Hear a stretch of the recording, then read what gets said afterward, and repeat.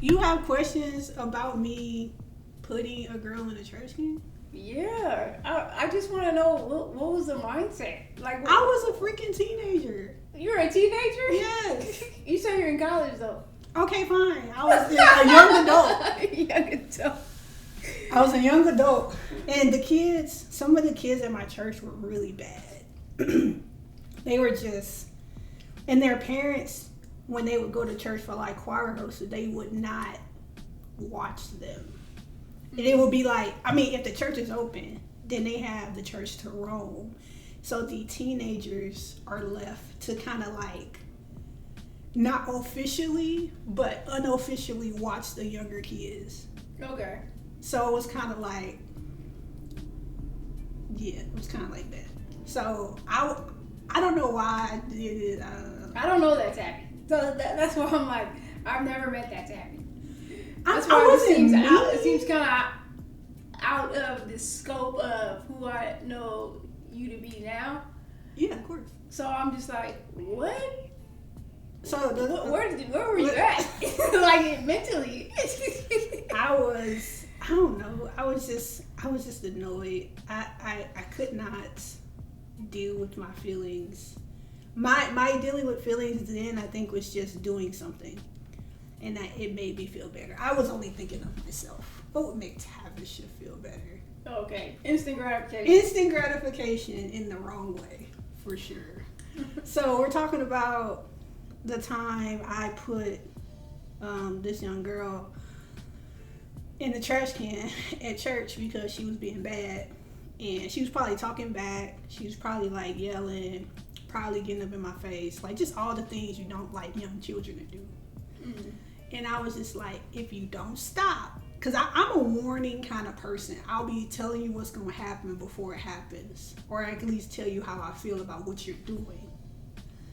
And at the time, I was like, if you don't do this, if you don't stop acting crazy, because you know kids can be crazy, I'm going to put you in a trash can. She said, whatever. So I feel like she low-key called my bluff. Mm-hmm. I put her in a trash can. She cried. She went and told her mom on me. She didn't cuss me out, but she was like, don't do that. Mm-hmm. Right. Why would you do that? And I was just like, it seemed like a good idea. It kind of, in my mind, it got her to stop doing what she was doing, but at a cost. Mm-hmm. So that's what... It definitely seems like one of those situations where it's like when the older... seemingly older person, I don't want to say adult, but the older person, which they presume to be the adult or adult-like in the situation, is in control of a younger adult or a younger child, and you have this like, oh, I'm in control now, like I am over you, you gotta do what I say type thing. Mm-hmm. And it's like we get to this point where we're like, oh, I'm in charge, like, okay, so if you're gonna do what I say, this is what I'm gonna do. I feel like I wasn't asking for anything unreasonable, though. Mm.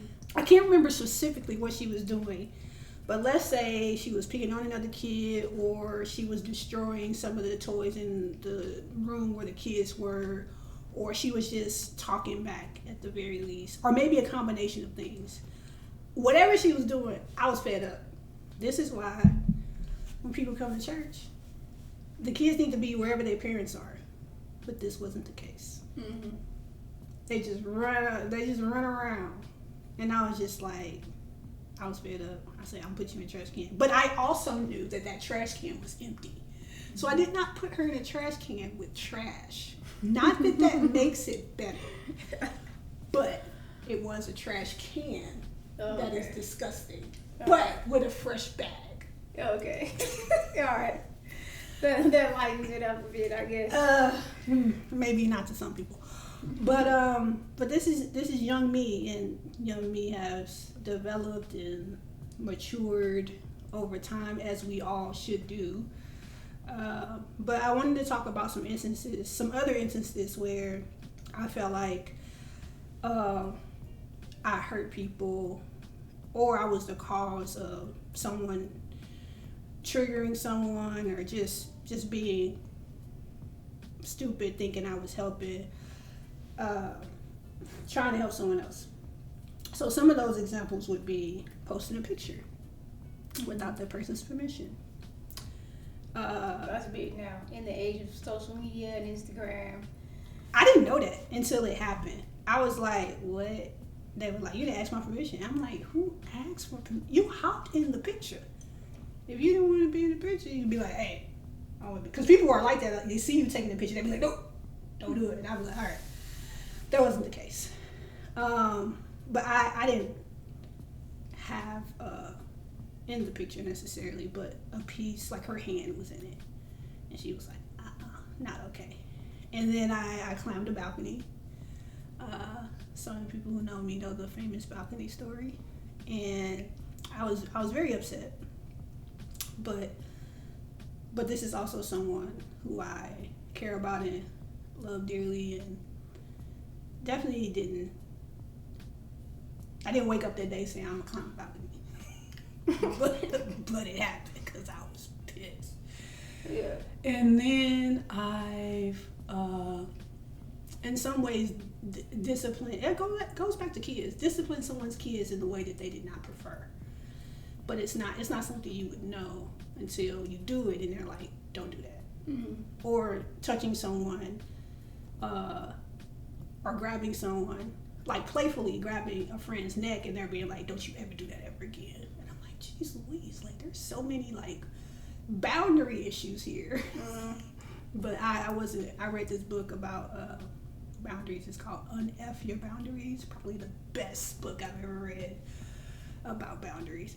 But anyway, I say all that to say that I've certainly caused or done some hurtful things to people, and how that person or how these people internalize these instances. I forgot to mention that I put my sister in a bathroom and turned out the lights. I was just wild. Kids do that stuff though. They do. I'm sure we've done that.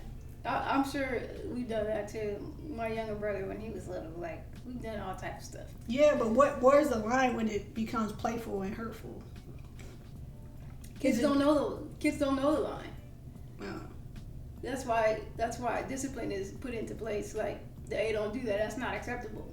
I will say every time I did these things, it was brought to my attention that it was wrong and that person didn't like it.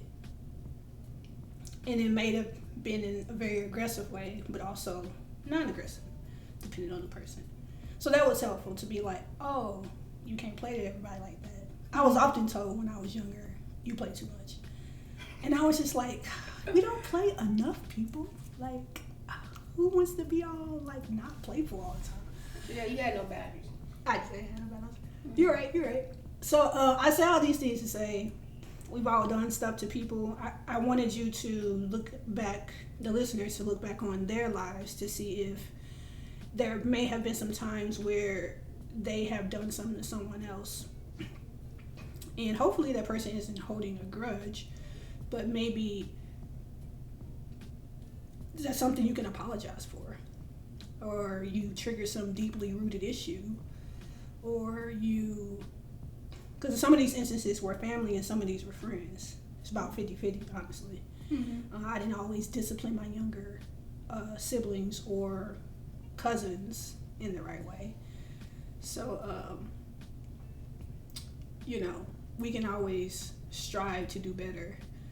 But I just wanted people to recognize that maybe those little instances where you made fun of someone, or even if it was just joning, because I wasn't a joner. I wasn't quick with words. What is a joner? Is that a St. Louis term? Oh yeah, you be joning on people? Yeah, I never heard of that. What do you call it? Like, what does it mean first? Oh, when you make fun of somebody. Oh, we clowning? Clowning, okay. Yeah. No, I know clowning. We don't say clowning back home. I mean, I'm not saying you ain't gonna hear it, because you probably will. But we definitely, I grew up with joning. Oh, okay. Johnny was a big thing growing up, because I didn't grow up around the kids who like fought necessarily. They were always like joning on. I got joined on a lot in like middle school, elementary school. I've even heard the term jeffing. I have not heard jeffing. Yeah. Is that like what part? That's like East Coast thing, like because even though kids She's from the West. I'm from LA, She'd be like saying stuff. You'd be like, but you're not though. Like some of the words she used, I'll be like, you from the South. You from the East Coast. I use words from all over, and I like them. I pick them up. I'm like, oh, that's cool. I'm gonna use that. But I think Jeffin was from. I've heard it from someone who's from Chicago. Oh, okay. So I don't know, but she also was from Kansas, Missouri. See, that's still really close to Missouri, though. Yeah. Interesting. So yeah, I say all these to say I learned some very valuable lessons, and some of these things I did not get a chance to apologize for, in the way that I wanted to, and that was hurtful to know that you hurt someone deeply, and they didn't give you an opportunity to apologize. Like you don't always get that. And I think that's important for people to hear, because in the Bible it says go to your brother and win them over. It tells you to go apologize, be like, hey, I didn't like what you did, and then that person can say whatever and walk away from you, or they can be like, you know what, I forgive you, and you guys can move forward in your relationship, whether that be friendship or romantic or family. So it's important, but I feel like you have to take one of those roads if you want to right a wrong. Do you want to talk about our issue, the trip? Oh. I wanted to give you guys an example of, it was a tough time in our relationship. Yeah. It was rough. I would say it was like for me anyways, it was like our first disagreement. Yeah, I had known her for years before this even happened. Yeah. So that was kind of... Disagreements are good in relationship, y'all. I just want y'all to know that. Friendship, romantic, family. Disagreements are great because it tests the relationship, and you can also get to know the person in a different way. So don't look at it as like, this is this all over. Yeah. Nobody's going to talk to me ever again. Like, no, it don't have to be like that. Yeah, I definitely didn't have that in mind when we were not seeing eye to eye on the issue, but in my head it was like, oh, this is okay. We come to an impasse because my thought process is different here, and her thought process is different here. But they were oftentimes similar. Yeah. So this was like the first time it wasn't. We were like, wait, what? Wait, what? What are you thinking? Yeah. So it was. I'm gonna just talk in general terms, but I was moving to a different country and to pursue a relationship, and so in moving to a different country, Tavishya and our way of communication was using this app called Marco Polo. So basically it's a video app where you can kind of FaceTime, but in in like video format where you can leave somebody a message. So in this new relationship that I was in, it was uncomfortable for some of my friends, presumably because they didn't know the person too well.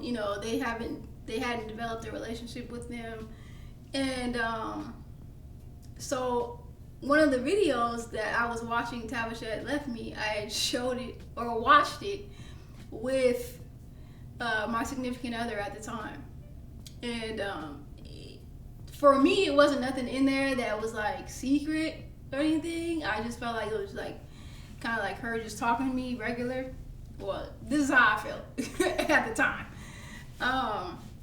And so the next time in conversation, it had come up that, I was, such and such was watching it along with me. She was like, what? You let them watch it? Like, I was hot, y'all. She was hot. I was hot. And then she gonna point it out. She's like, I can tell that you're upset. I'm like, nigga.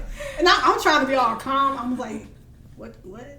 How could you let this happen, friend? Yeah, and it was like, to her it was an issue because it was an issue of privacy. And for me, I didn't see it that way because I didn't think anything was private. But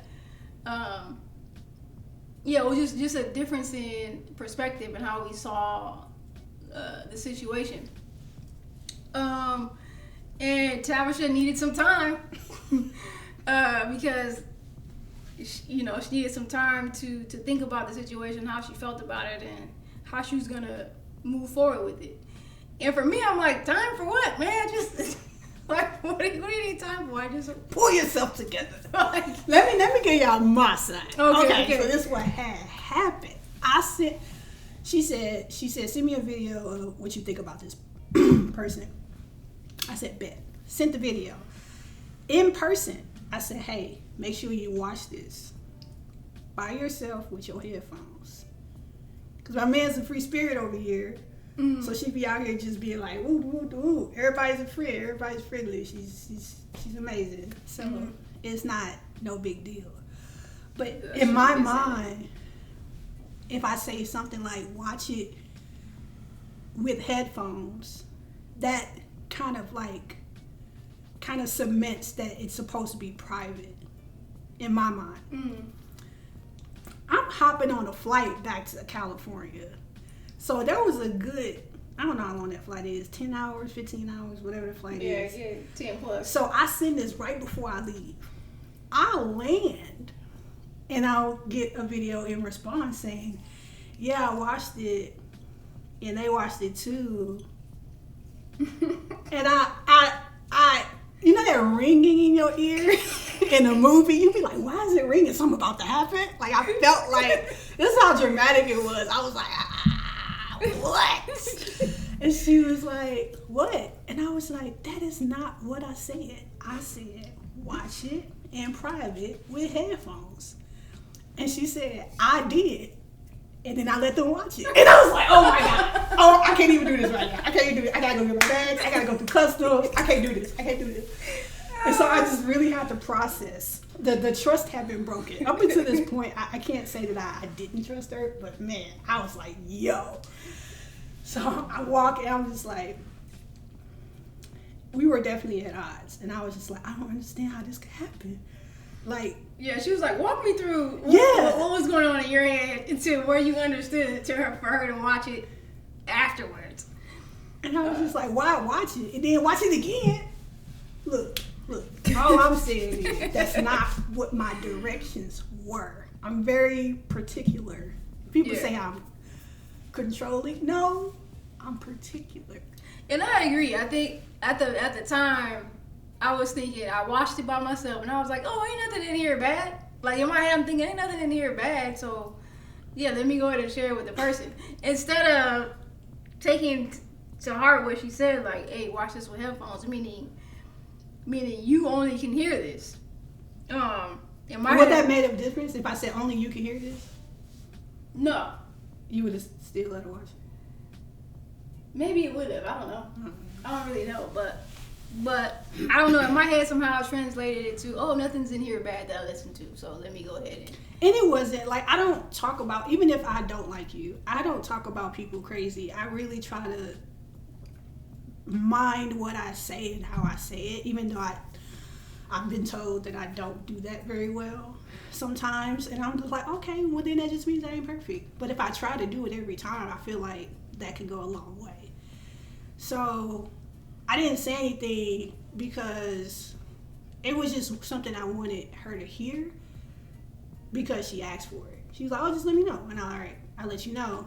And then to have the other person hear it, it felt like, I don't know if I would have felt differently if she would have just said what it said. Like, oh, they were talking about this. Mm. Like, is that, I don't know if I would have felt the same. Still telling it? I don't, but seeing me do it felt like more like direct. Like I was like, yeah, it just seemed more direct. Okay. But if you were just like if I was talking about one of your brothers and I'm like, oh yeah, this, and then you went back and told your brother, but I ain't say nothing crazy. But something, because of like how someone said something, maybe some undertones, maybe there's an inside joke between us that they don't know about, and I say, and they see me say it, they're gonna be like, okay, something else is going on. But if you say it, you're gonna say it, knowing you're gonna say it in the most pleasant way. Like, if something came out of pocket, I don't know if you would omit that, or you was just like, well, she said that, but I don't know. Like, I don't know. let's say I said something like, I did like it was bad, I wouldn't have shared it. Oh, okay. All right. Well, in my mind, I was like, I'm not okay with this. How do we move forward? Because I was just like she's still on vacation. I'm home. I'm like, I don't know. And then like, there was a video. You sent me another video. You were on the beach. I'll never forget it. And you were just like, I don't have time for this. And I was like, she ain't never really talked to me like that before. And I was like, what do you mean? Like, and I was just like, I completely disregarded the fact that this girl was on vacation. And like, who wants to deal with conflict on a vacation? And I was just like, I'll deal with it when I get home. Yeah. And I didn't like that. I don't like to wait to deal with conflict. I am not a fan of that. Like, I like to get it done and kind of, I guess, work through it as quickly as possible so it doesn't linger. Mm-hmm. But when I encounter people who was just like, we need to talk about this next week. I'll be like, a whole week away from today? That doesn't seem like a good idea. It never really does. And it doesn't really stop anything. It's just my interpretation of waiting. Don't you jump up here. It's a cat. It's a cat here. And he's a special little man. Hey, buddy. So yeah, he gonna jump on you. I was just like, I'm waiting to see if he's gonna be aggressive. He's a big cat. Oh, see the black one? Oh, you missed it.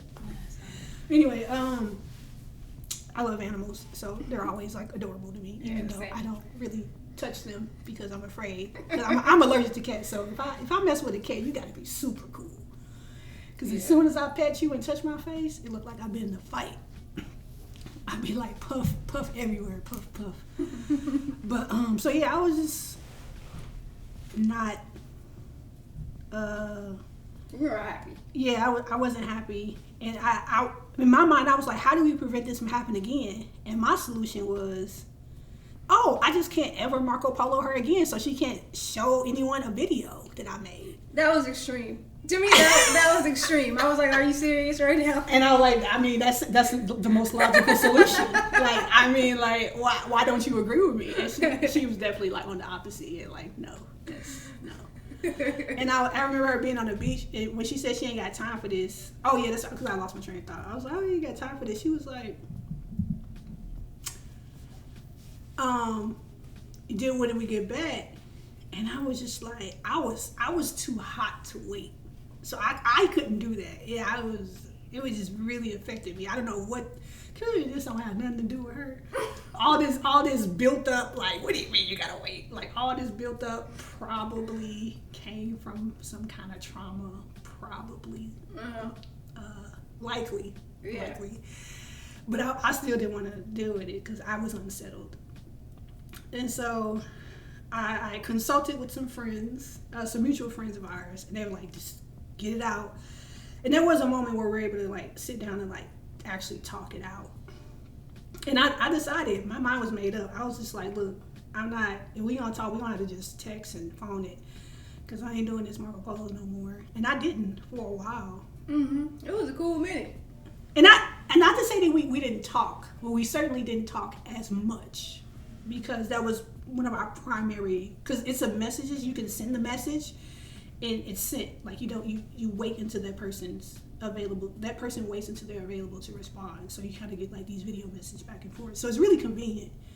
But I was just like, well, we want to find another way because I ain't doing this. And she was against it, but because she's her, she was just like, that's what you want. I was just like, if this is what creates some level of comfort for you, then fine. Because I mean, it didn't bother me that much. It seemed to bother her more. So I just was like, okay, that's fine. I'll go ahead and succeed to whatever you need to do for yourself.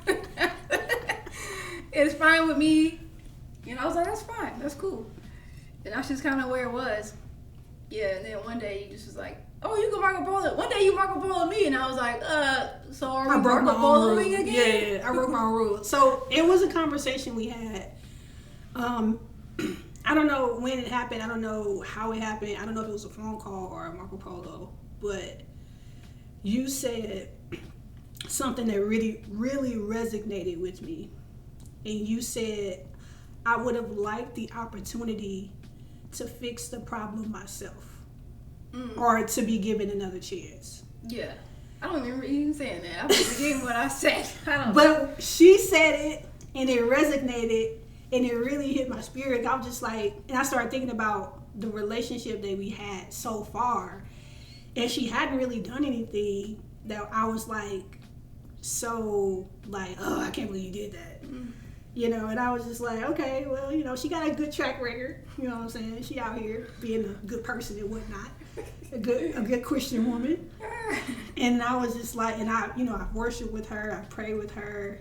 I don't know if that's how you met my family, but in time we met each other's families and stuff. Well, I definitely met hers because they were here. Yeah. So, and I was just like, you know what? She's right. I don't, if we're talking like, you know, going to your brother to, you know, ask for forgiveness. And she did apologize. Like, in the midst of all of that, she was just like, I didn't know doing that would make you feel this way. And she apologized right away. Something I didn't mention. But sometimes an apology isn't good enough. Because in those situations, maybe not the trash can situation, but in some of the other situations, I certainly apologized. But that wasn't good enough for a lot of them. Some of them were just like, I didn't like the way you talked to me. I don't know if this is going to continue. So, no, we're good here. That's it. It kind of ended the friendship. And I thought about those instances, and I was just like, okay, I don't want to be like those people. I want to be Christ-like. I want to be better. So if I can't forgive my sister, then what am I doing? And I did forgive her, but it was hard, y'all. I was like, ugh. Yeah. Because in my resistance.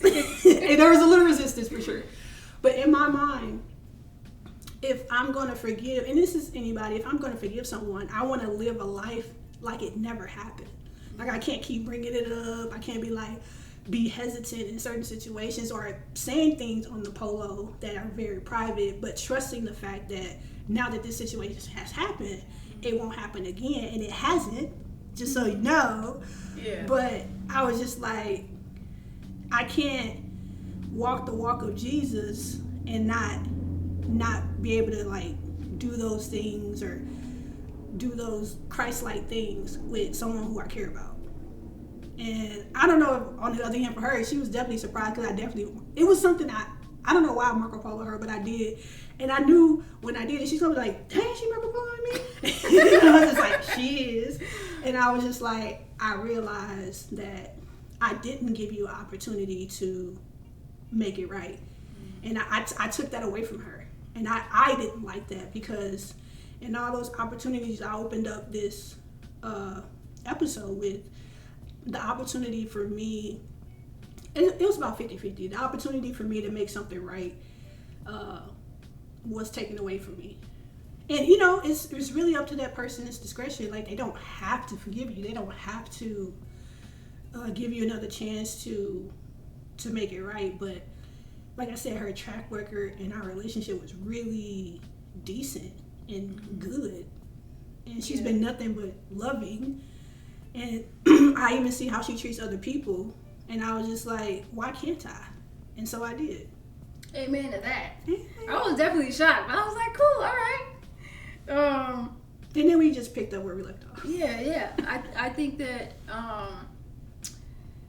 you know, in relationships, like friendships are very similar to any other relationship. You have to work at it. There are going to be times where there's going to be disagreements, but you're still getting to know the person and who they are. I think it's vital to allow space for the relationship to grow. In order to do that, you have to allow space for mess ups, and for that person to be able to fix that. I know now we live in a culture where it's like, yo, you did this to me, F you, like, I'm out, like, forget you, I don't need you, whoop-de-whoop, and then you never talk to that person again. But I don't think that is smart way of building community or a smart way of just getting to know people or building friendships. Now, if that person continues to do exactly what you don't like and you've stated to them many times, like, hey, I don't like this, don't do this, then yeah, of course, you need to reevaluate that person in your life. But if there's one time a situation happened and you're like, I'm out, that's not the way that we should be living as people who follow Jesus. But two, even if you don't follow Jesus, I feel like you're not giving people a chance to be human, and to apologize and to ask for forgiveness and say, hey, I'm sorry that hurt you. Please forgive me. How could I do better? How could I really value this friendship. I really value this space. Like, how could I maybe do better in this situation? But a lot of times that space is not given us because we're so hurt and we're trapped. Like Tavishya said, we're trapped in whatever trauma that we've had, maybe that was triggering to us, and now we're moving from that trauma space and not from the space of, oh, this person is human, they made a mistake, and let's fix it. And that's hard to do. It's not an easy thing to do for sure. You definitely have to inhale, exhale, and maybe take a 24 hours to think about it. And think about your decision. Yeah. Like how you want to move forward. And if it's whatever you want, however you want to move forward, try to move forward in peace. Like unity, peace, and all those things that give you peace of mind. Because it comes back to you.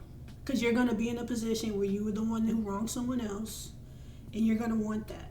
And that person is not going to give it to you. And there's no guarantee that they'll, like, moving forward, that they'll do that. So you have to keep in mind the loss and the relationship loss possibility that it might not either be the same or won't be a relationship at all. And that's like a hard pill to swallow, but it's likely to happen. And I currently have relationships that they're just not there. And I wish that they were, but I also think that God is working on all of us. So however much time that person needs to heal, maybe they couldn't do that with me around. Or not me, but just whoever the person is. Because even though I may have triggered them or I have wronged them in some way, any kind of hurtful thing usually kind of scratches something that's already in you. And it's going to explode, or it's going to be like, I didn't like that. But you didn't like it when someone else did it too. So it's not. It is the person, and that person can apologize, but when that apology isn't necessarily, accepted, then there's something else going on. There's something that needs to be unpacked. Right. I agree. That's a good way to some self-reflection. Yeah, that's a good way to kind of find the barometer and kind of see, like, is this me or is this them? Like, yeah, they may do something I didn't like, but why am I reacting the way I'm reacting to this issue? Like, to cut all ties is probably, it seems like a safe thing, but let's say someone else comes along and has those same characteristics, but who also never did anything to you. Now you're like, oh snap, this person reminds me of that person that did this to me. So you just don't cut out every other person that, did something, who seems like that one person who really hurt you for the rest of your life. Because it could be your parent, it could be your doctor, it could be your teacher, it could literally be anybody. Yeah. So you just cut off everybody, and that's the way you choose to live your life. Then I pray that you get a deeply rooted healing. Yeah. Essentially, you're cutting off your community, and you're cutting off your ability to grow as a human being in a way that is expansive to many different people's personalities and ways of life and ways of being. And a lot of times we ask for support, we ask for acceptance, we ask for just to be seen and heard as we are. But a lot of times it's difficult to give that out to to other people, especially when we feel like they've wronged us. Yeah, so I think that what you're saying here is very, very important in the space of learning to forgive, and it's a process, for real. It's certainly a process. So I invite anyone who's listening who maybe I've said something to them in the past, and sometimes I get messages through people. Like one time I got a message that I was making fun of someone, I want to say not being able to lose weight or struggling with losing weight. And I was just like, not at all. But how that person interpreted it, that's what they felt like I was doing. And I was just like, I thought I'm giving them tips. Like, well, this is what I tried. This is what worked for me. Have you tried this yet? But all they heard was, you're not doing enough, or I don't know what they heard, but it wasn't what I said. Internal. That was internal. So I was just like, but again, I still apologize for it. And I was just like, oh, I didn't realize that that's what the person hears, and it's what you said. Sometimes that's two different things. Those 4 levels of communication, y'all, it is mind-blowing. Okay, let me give it to you. I'm so excited. 4 levels of communication. What's this about? So it's what you want to say, what you actually say, what the other person hears, and what the other person thinks you mean. Oh, wow. So somewhere in our communication, I would put money on it that doing those 4 steps, something got lost in translation. And that's why you end up with some kind of conflict, because, like, just take the example Kia and I had with the Marco Polo. What I said was, watch this in private with headphones on. What she heard was, watch this in private with headphones on, but it wasn't, oh, but don't tell the person if it's bad or good. Exactly. and then which led to her showing the video. Yeah. To the person the video is about. Yeah, because I was thinking in my head, she's only telling me that because maybe it's something bad in here. Or maybe something she didn't want the person to know. And so when I listened to it, it was like, there's nothing bad in this. So I was like, okay, for sure. But that was my frame of mind, my way of thinking. It was how I interpreted it. And then, like, even in her response to me, when she told me that, what she just said, I was like, what she said to me was what she said to me, and what I heard was, so you don't, hold on, let me get my thoughts together. She said, I watched the video, and then I let the person watch it, who the video's about. That's what she heard. And now I'm on the other side, so she doesn't mind or listen to me when I say, watch this in private. She don't care about nothing I just said. She don't care about nothing I just said. I was going to say, I was just like, no, let me say it a different way. I was like, no, she don't care about nothing I just said. She gonna do what she want to do. That's what I heard when she said what she said. And I was just like, okay, again, it look, those 4 levels of communication, y'all, it fits.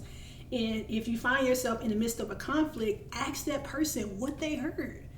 Because I can almost bet that it might be different than what you said, or even the intention behind it. Because maybe you did say, don't take my pencil. But your intention is like, don't take anything. Don't take any writing utensil at all. But you only had pencils while you did this. So they saw a pen, they was like, boop, take the pen. Like, you just don't know. It could be something as simple as that. Mm-hmm. And just learning these things and keeping them in mind, it's really helpful. It's been helpful. And it helps me slow down to be like, okay. And I didn't have this tool back then when this happened. This is a new tool that I discovered. But because I'm working on myself, I'm always going to be discovering things. And I think being in a space where you are learning more about yourself, your spirituality, your things that you're passionate about, whatever the case, you'll kind of run into these little tricks and different things that you can use in your daily life. Like, can you give us an example of something you've learned recently from your reading? Because I know you be reading too. Actually, just heard something. It might have came from an Audible or something like that. Good old Audible. Yeah. I love me some Audible, y'all. No. It was about forgiveness, and it said, the person said, it's not enough to just apologize, to ask for someone's apology. You have to go even further and ask, will you forgive me? Because anybody can be like, oh, I'm sorry. Okay, well, your sorry may not go far, but asking for forgiveness allows the person to be able to be like, can I forgive this person for doing this? And maybe even a step further, the person can, have an introspective conversation with themselves and be like, why do I need to forgive this person anyway? Like, what is going on within me where I'm triggered, where I need to forgive this person? So that's one of the things that I learned, because I was like, oh, cool, just apologize.